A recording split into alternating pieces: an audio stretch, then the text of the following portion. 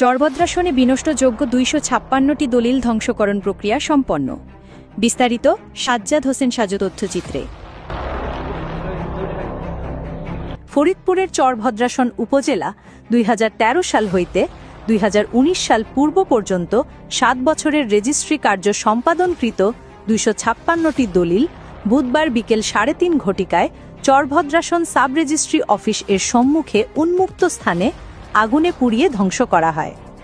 জানা যায় ২০১৩ সাল হইতে ২০১৯ সালের পূর্ব সময় পর্যন্ত চরভদ্রাসন সাব রেজিস্ট্রি অফিসে রেজিস্ট্রি কার্য সম্পাদনকৃত দলিল গ্রাহকগণ না নেওয়া, অফিসের সংরক্ষণ এর পর্যাপ্ত পরিমাণ জায়গা ও নিরাপত্তার ঝুঁকির কারণে উপজেলা সাব রেজিস্ট্রার দীপা রানী নন্দী বারবার জনসাধারণকে নিজ দলিল বুঝে নেওয়ার জন্য ইউনিয়ন পরিষদ চেয়ারম্যান, মেম্বার ও বিশিষ্টজনদের মাধ্যমে অবহিত করেন এবং মাইকিং করে জানানোর পর যারা তাদের দলিল নিচ্ছে না, এরকম ২৫৬টি দলিল ঊর্ধ্বতন কর্তৃপক্ষ নির্দেশক্রমে সারা বাংলাদেশের ন্যায় চরভদ্রাসনেও দলিলগুলো আগুনে পুড়িয়ে ধ্বংস করা হয়।